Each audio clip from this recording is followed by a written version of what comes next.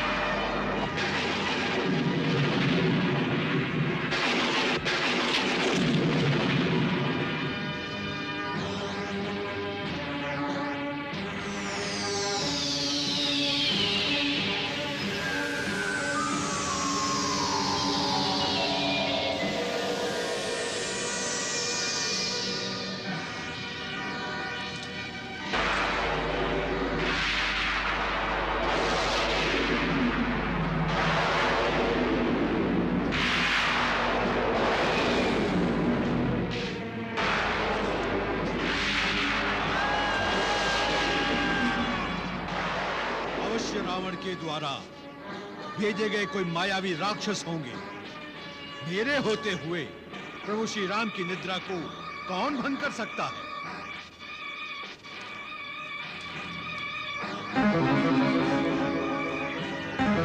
प्रभु श्री राम कहां गए? प्रभु श्री राम कहां गए? जय श्री राम।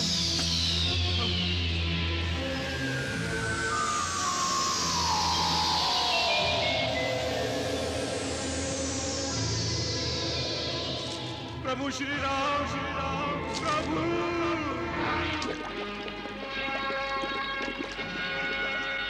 महाराज अहिरावण और महाराज महिरावण को सेवक मकरध्वज का प्रणाम। प्रणाम मकरध्वज, प्रणाम। मकरध्वज, ये दो मानव कल के उत्सव की बलि के लिए हैं। इनकी बलि चढ़ाए जाने तक किसी को भी इस पाताल नगरी में प्रवेश करने नहीं देना। मैं प्रवेश द्वार बंद ही रखूंगा। मकरध्वज, पहले हमारे लिए तो द्वार खोलो। जो आज्ञा महाराज।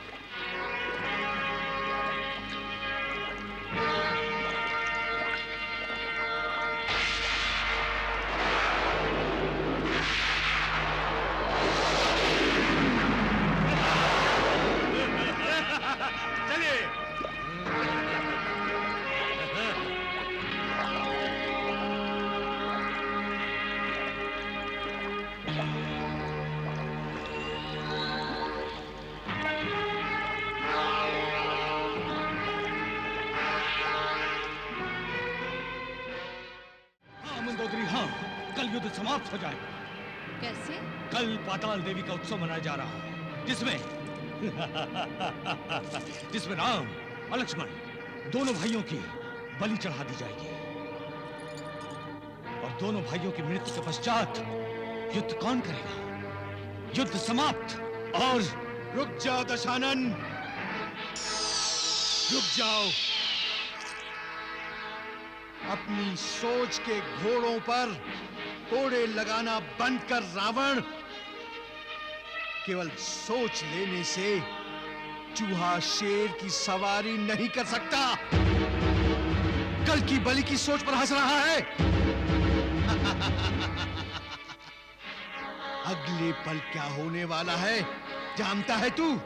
जानता है? अरे तू क्या कोई भी नहीं जानता कि आने वाले कल की कोख में क्या छुपा हुआ है। तुम मुझे उपदेश दे रहे हो? उपदेश तुझे? मैं तो तुझे धिक्कारने आया हूं रावण, धिक्कारने। उस महाबलशाली रावण को जो बल की जगह छल का आश्रय लेता है। शनि, तुम जब से मेरी राशि में आए हो, मुझे बेचैन करने के स्थान पर तुम स्वयं अधिक बेचैन रहते हो। कारण? मुझसे पूछता है कारण? नहीं, हम जानते हैं और तुम भी जानते हो, तुम्हारे स्वास्थ्य के लिए हितकर होगा शनिदेव। तुम दूसरों के कामों में बहुत अधिक हस्तक्षेप करते हो। जिसका ज्ञान नहीं उसके बारे में बोलना आवश्यक है क्या? बल और छल, ये दोनों युद्ध नीति की अलग अलग उपधाराएं हैं। तात्पर्य है विजय प्राप्त करना, चाहे कैसे भी की जाए। तुम जिसका पक्ष ले रहे हो उस राम ने क्या किया? उसने मेरे अनुज विभीषण को अभय देकर जिस नीति का अनुसरण तुम्हारे राम ने किया है, उसी नीति के अनुसार मैंने अहिरावण और महिरावण को राम और लक्ष्मण का हरण करने की अनुमति दे दी है। अब उन दोनों के भाग्य में पाताल देवी की बलि बनकर अगले जन्म के लिए पुण्य कमाना लिखा है, तो इसमें मैं क्यों विरोध करूं? और तुम्हारी मुझसे क्या शत्रुता है जो युद्ध समाप्त होता देख तुम प्रसन्न नहीं हो? सच ही कहते हैं, सच कहते हैं। अंतिम समय में मानव की बुद्धि भी उससे लुका छिपी खेलने लगती है। रावण, युद्ध समाप्त होगा, युद्ध समाप्त होगा, अवश्य होगा, किंतु तेरी मृत्यु के साथ, तेरी मृत्यु के साथ शनि,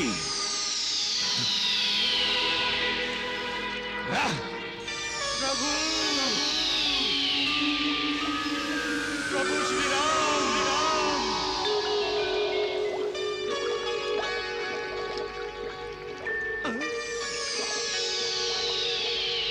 प्रभु श्री राम, प्रभु। अरे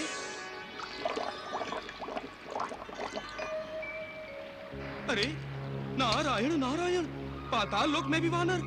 त्रिदेवो, क्या आप दो वानरों के बीच में टकराव चाहते हैं? जो आपने अहिरावण और महिरावण की नगरी का द्वार रक्षक एक वानर को बना दिया। एक वानर श्री राम और लक्ष्मण को अहिरावण और महिरावण के बंधन से मुक्त कराने जा रहा है, और दूसरा उनकी बलि चढ़ाने में अहि और मही की सहायता कर रहा है। ये मकर ध्वज कौन है प्रभु? आपका ध्यान इधर से विचलित ना हो, इसलिए हम आपको बताएंगे नहीं देव ऋषि, आप स्वयं जान जाएंगे। नारायण नारायण। प्रभु,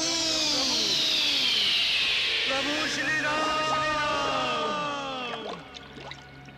प्रभु, प्रभु श्री राम, प्रभु। स्वामी, प्राणनाथ, मंदोदरी, स्वामी, स्वामी, ये गर्जना कैसी? क्या युद्ध रात को ही प्रारंभ हो गया है?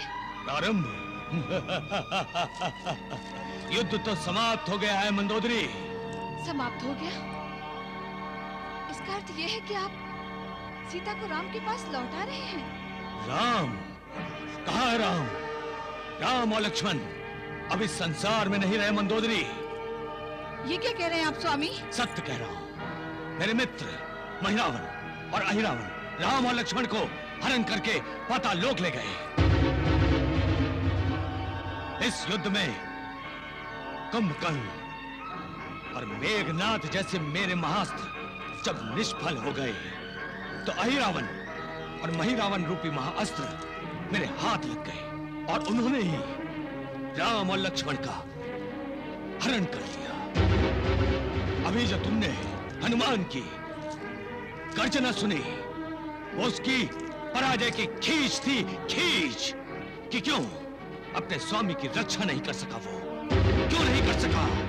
विराट रूप लेकर आया था वो मुझे भयभीत करने, किंतु अब वो स्वयं भयभीत होकर भाग रहा होगा राम और लक्ष्मण की खोज में।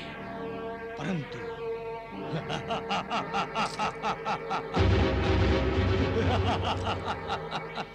राम और लक्ष्मण कहां मिलेंगे उसे?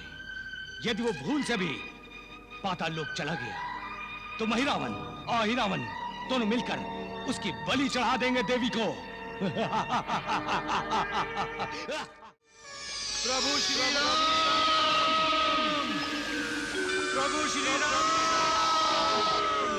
प्रभु श्री राम।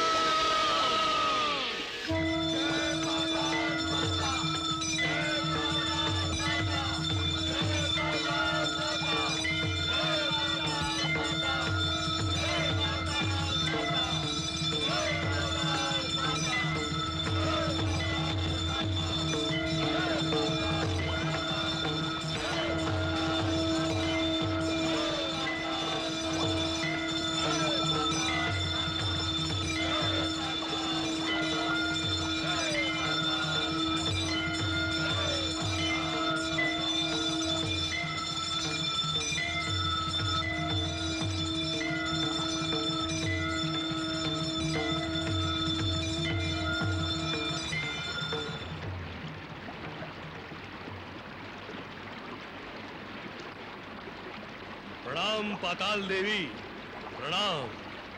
हे पाताल देवी, आपकी प्रसन्नता के लिए हम पृथ्वीलोक से 2 मानव आपकी बलि के लिए लाए हैं।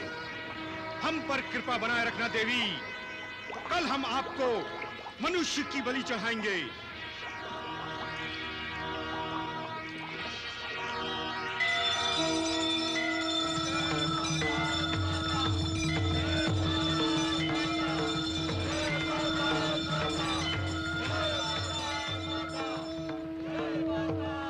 दासी, अचानक ये आवाजें इतनी क्यों बढ़ गई हैं?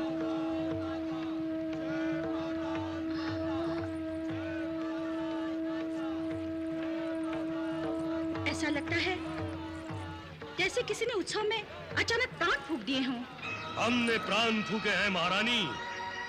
हमने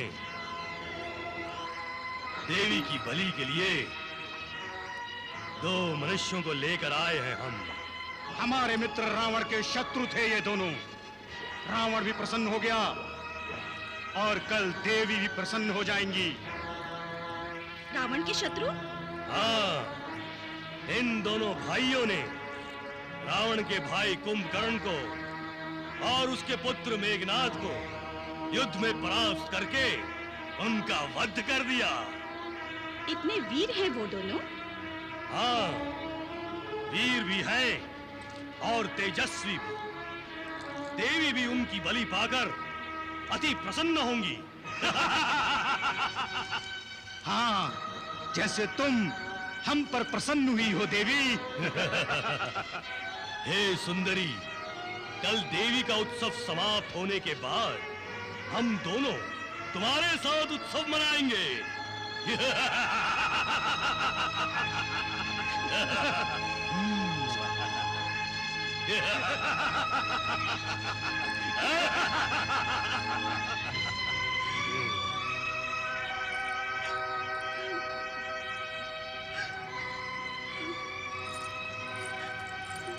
महारानी,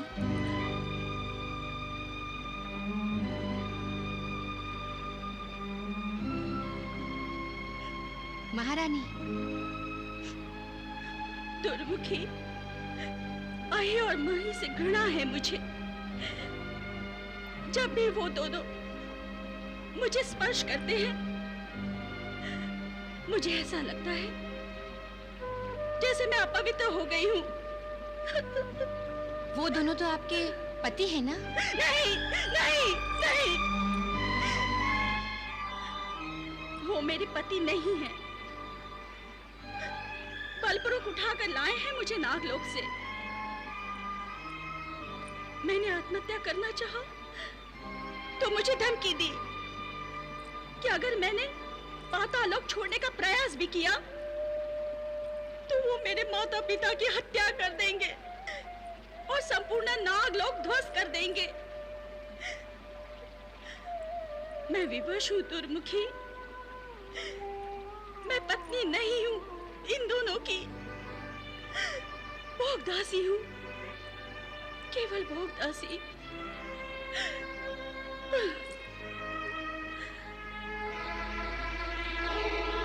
किंतु अब मैं अहि मही के अत्याचार नहीं सहन करूंगी। पाताल देवी को बलि चढ़ाकर वो दोनों पाशवी शक्ति प्राप्त करना चाहते हैं। मैं उनकी पूजा सफल नहीं होने दूंगी। मैं उन दोनों मानवों को मुक्त कर दूंगी जिन्हें वो बलि के लिए लेकर आए हैं। नारायण नारायण। हे त्रिदेवो, आप भी क्या क्या लीलाएं रचाते हैं। नगरी के भीतर नागसेना और नगरी के बाहर पवन पुत्र दोनों श्री राम और लक्ष्मण को मुक्त कराना चाह रहे हैं। वाह, नारायण नारायण। वहीं रुक जाओ आगंतुक। कौन हो तुम? मैं तो श्री राम भक्त हनुमान हूं। तुम कौन हो? मैं पाताल नगरी का रक्षक मकर ध्वज हूँ। असंभव। एक वानर पाताल नगरी का रक्षक कैसे हो सकता है? तुम अवश्य कोई मायावी राक्षस हो। मैं जो कोई भी हूँ, मगर तुम यहाँ किस लिए आए हो? मैं अपने प्रभु को यहाँ से ले जाने आया हूँ। कौन प्रभु? प्रभु श्री राम। अहिरावण और महिरावण प्रभु श्री राम और उनके अनुज लक्ष्मण का हरण करके यहाँ लाए हैं। मैं उन्हें यहाँ से वापस ले जाने आया हूँ। मुझे नगरी में प्रवेश करने दो। किसी को भी पाताल देवी के उत्सव की पूर्णता से पहले नगरी में प्रवेश करने की आज्ञा नहीं है। पवन पुत्र को किसी की आज्ञा की आवश्यकता नहीं होती।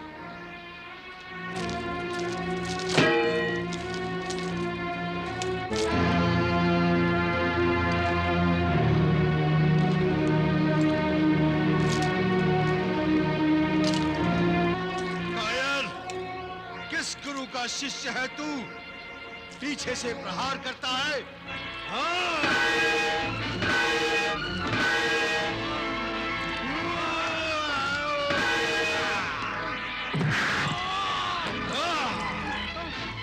रुक जाइए स्वामी। स्वामी मत मारिए।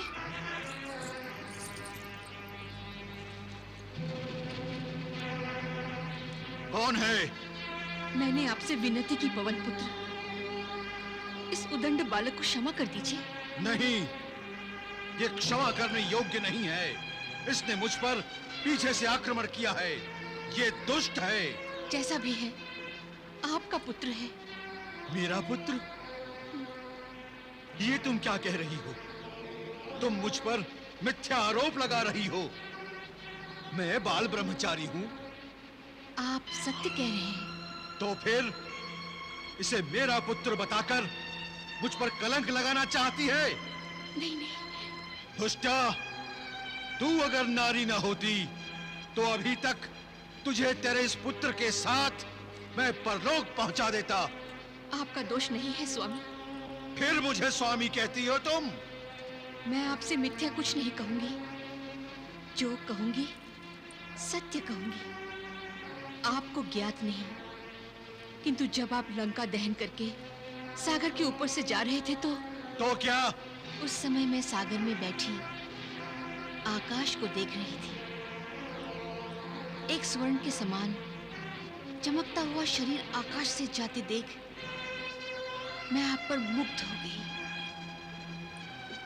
स्मरण कीजिए स्वामी। मुझे कैसे स्मरण होगा? मैं आपको स्मरण कराती हूँ। जब आप लंका दहन करके सागर के ऊपर से जा रहे थे तो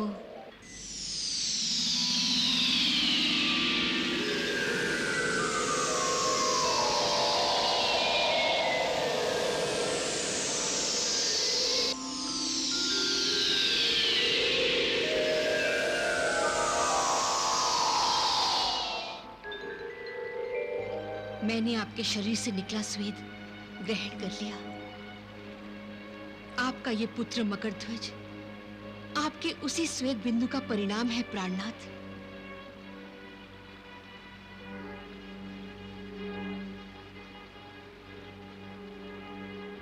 प्रभु का कार्य अति आवश्यक है और ये बालक उस कार्य में सहायता कर सकता है। थोड़ी देर के लिए हाँ कर देता हूं। अच्छा, तो ये हमारा पुत्र है? हाँ अंजनी नंदन, ये आपका ही तेज है। मकरध्वज, अपने पिता को दंडवत प्रणाम करो और उनसे अपने अपराध की क्षमा मांगो। प्रणाम पिताश्री, मुझे क्षमा कीजिए। अनजाने में मैंने आपका अपमान किया, आपसे युद्ध किया। कोई बात नहीं वत्स, मैंने तुम्हें क्षमा कर दिया। वत्स मकरध्वज, अपने पिता को नगरी में जाने दो।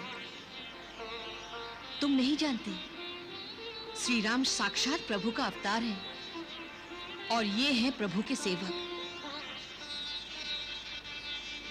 इनके लिए द्वार खोल दो। नहीं माताश्री, क्यों? द्वार खुला देखकर अहिरावण और महिरावण जान लेंगे कि बाहर से कोई आया है। तो फिर पवन पुत्र नगरी में कैसे जाएंगे? इनके आगमन का पता अहि और मही को नहीं चलना चाहिए। तुम चिंता मत करो वत्स, मैं चला जाऊंगा। कैसे? जय श्री राम।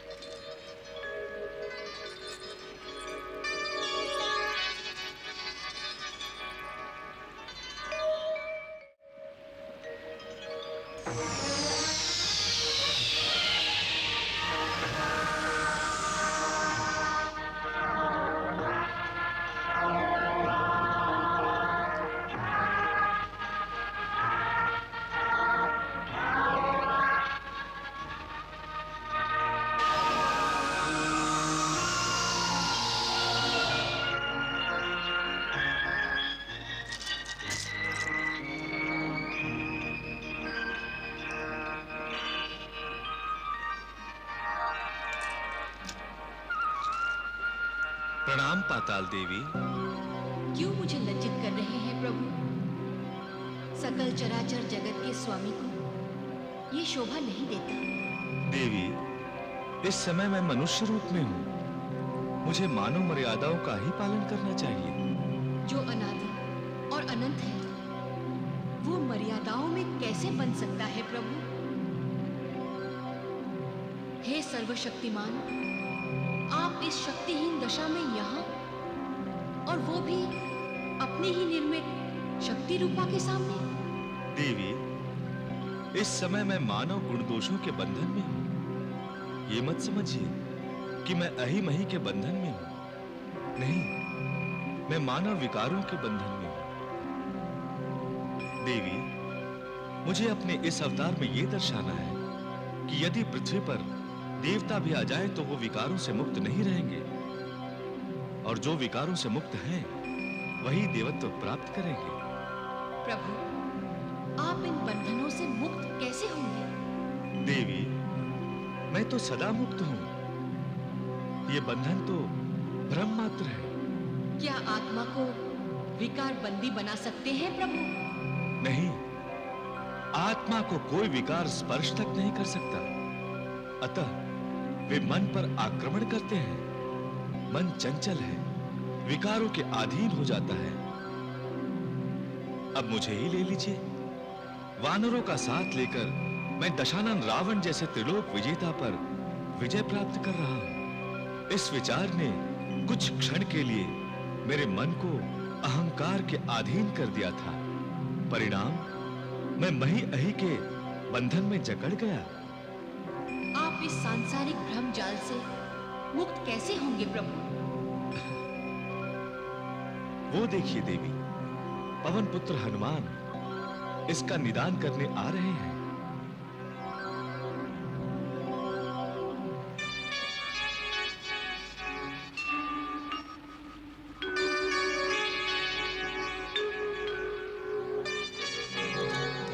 ये हनुमान इस रूप में? वो मुझे बंधन में देख ही नहीं सकते।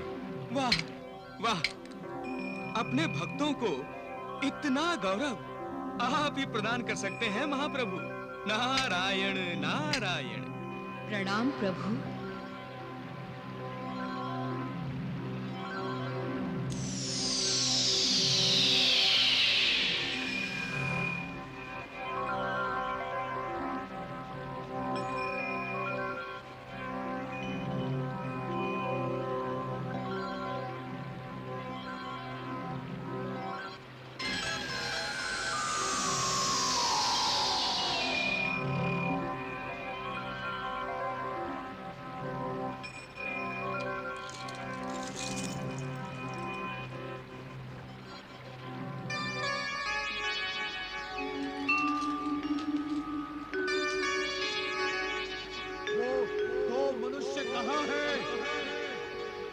वो दो मनुष्य कहाँ हैं जिन्हें अहिरावण और महिरावण इस लोक में लेकर आए हैं? वो दो मनुष्य कहाँ हैं? वो दो मनुष्य कहाँ हैं जिन्हें अहिरावण और महिरावण इस लोक में लेकर आए हैं?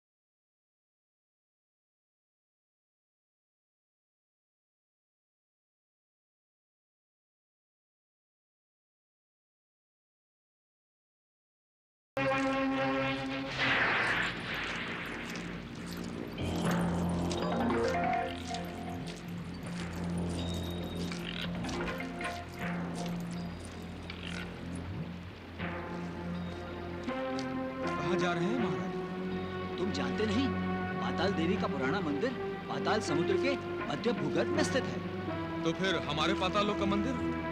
वो उस मंदिर की प्रतिकृति है। बलि पुराने मंदिर में ही दी जाती है।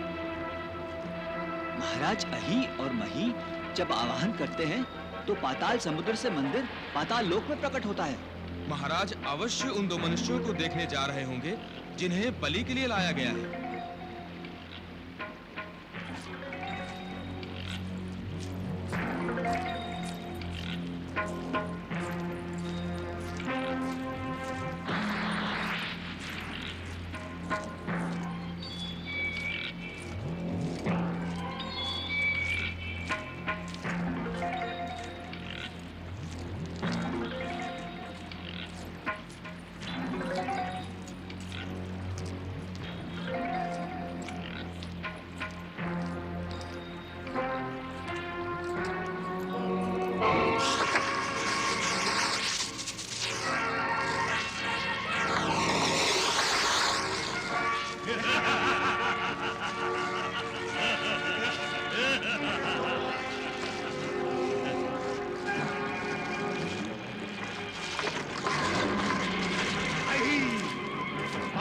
समुद्र तक जाने से पहले इस आग के समुद्र को पार करने की शक्ति चाहिए। देखा नागसेना, ये है पाताल लोक का चमत्कार। ये आग का समुद्र केवल हमें मार देता है, केवल हमें। हाँ, अथवा हमारी विनती पर दूसरों को भी, अन्यथा जो कोई भी इस आग के समुद्र को पार करना चाहता है वो जलकर भस्म हो जाता है।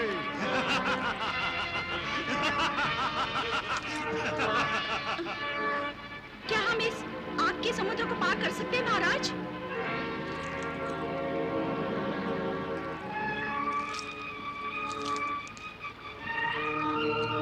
हे अग्नि सागर, आपकी सदा हम पर कृपा बनी रही है और इसी तरह बनी रहे। हम आपके हृदय से आभारी हैं कि आप हमारी कुल देवी पाताल देवी के मंदिर की रक्षा करते आ रहे हैं। हे अग्नि सागर, हम आपसे विनती करते हैं कि हमें मंदिर तक जाने का मार्ग दीजिए।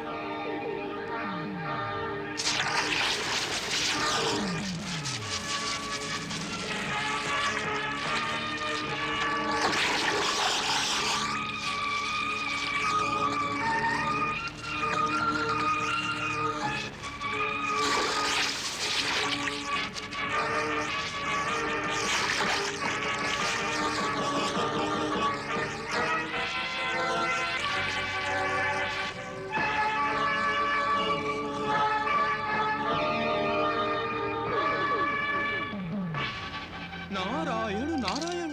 त्रिदेवों, क्या अही महीने इतना तपोबल अर्जित किया है कि साक्षात प्रभु श्री राम को बंदी बना सके? ये पूर्व संचित तप है देवर्षि। और अही और मही कोई साधारण व्यक्ति नहीं है देवऋषि। पूर्व जन्म के वो दोनों महर्षि अर्ची और महर्षि आजप्य हैं। पूर्व जन्म के महर्षि और अब राक्षस योनि में। अपने कर्मों का फल तो भोगना ही पड़ता है देवऋषि। तो क्या महर्षियों ने कोई घोर पाप कर्म किए थे प्रभु? मोहग्रस्त होना अर्थात विकारों के अधीन होना, और विकारी मनुष्य तो राक्षस जैसा ही व्यवहार करता है देवऋषि। जैसा महर्षि अर्ची और महर्षि आजप्य ने गंधर्व कन्या चंद्रकला के साथ आसक्त होकर किया था। ये आसक्ति किसी को नहीं छोड़ती प्रभु। महर्षि अर्ची और महर्षि आजप्य तो उसे गंधर्व लोक से पृथ्वी लोक पर खींच लाए। गंधर्वराज!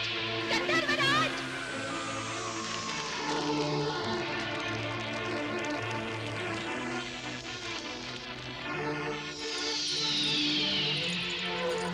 ओम प्रकृति बिंदु स्वाहा। गंधर्वराज! गंधर्वराज! चंद्रकला, गंधर्वराज तो क्या, अब तुम्हारी रक्षा कोई नहीं कर सकता। किसी में हमारे तपोबल का सामना करने की शक्ति नहीं है। गंधर्वराज! गंधर्वराज!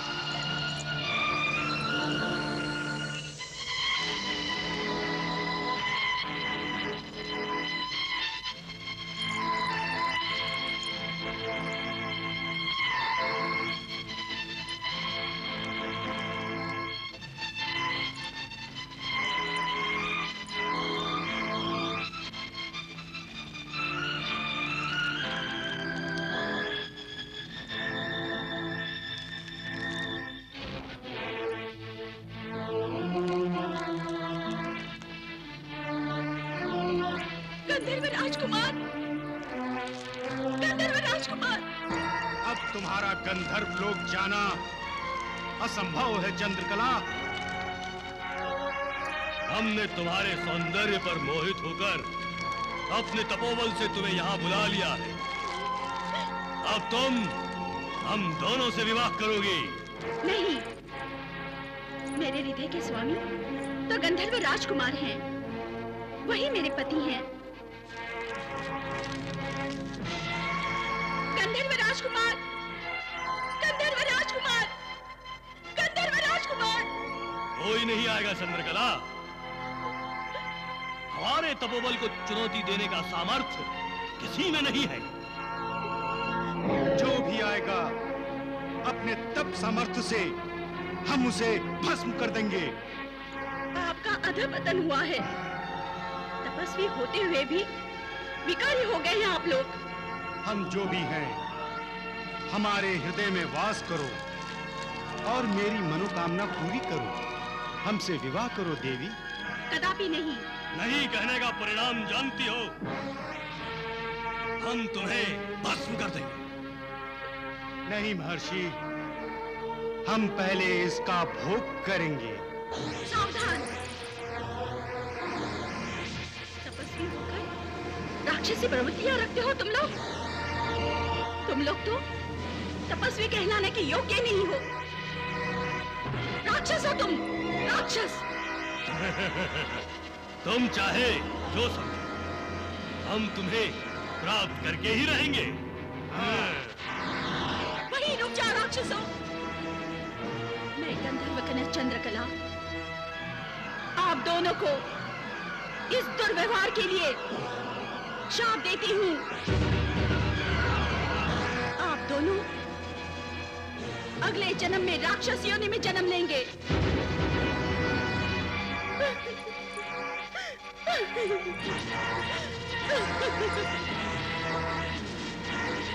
अब मुझे भी जीवित नहीं रहना। हे अग्निदेव, हे यज्ञदेव, मेरी आहुति स्वीकार करें, स्वीकार करें।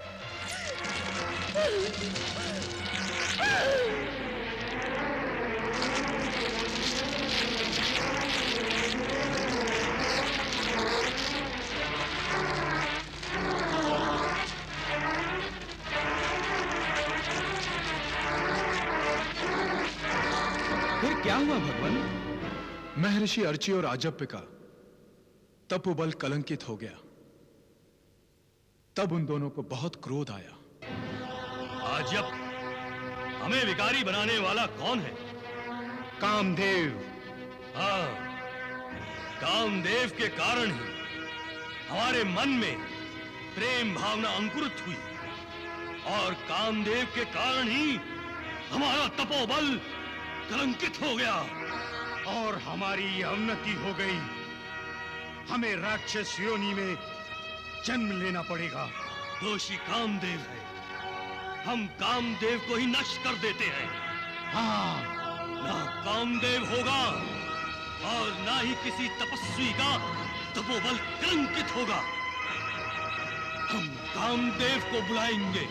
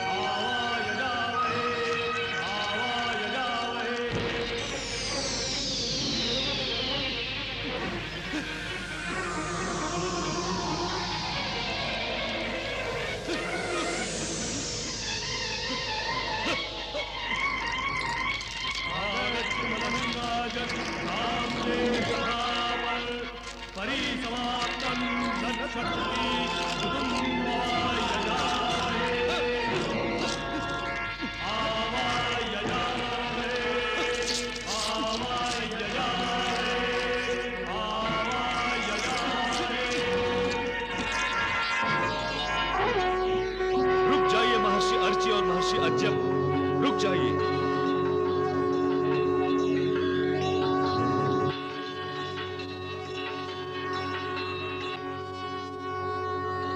प्रणाम प्रभु।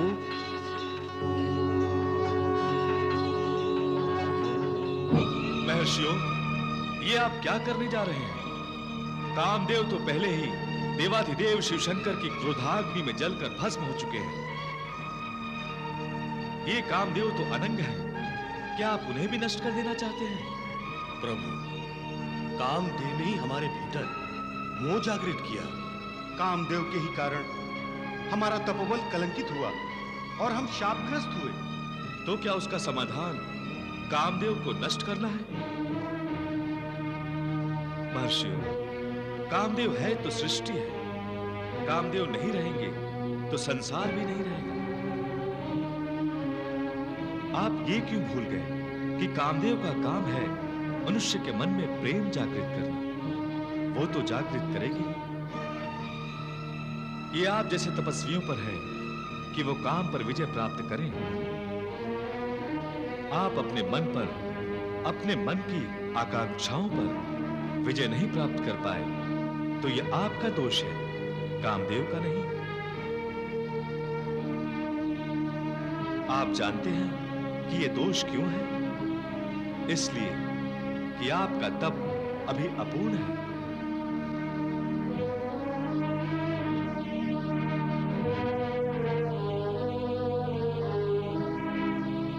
प्रभु, हमसे भूल हो गई प्रभु, हमें क्षमा कर दीजिए प्रभु।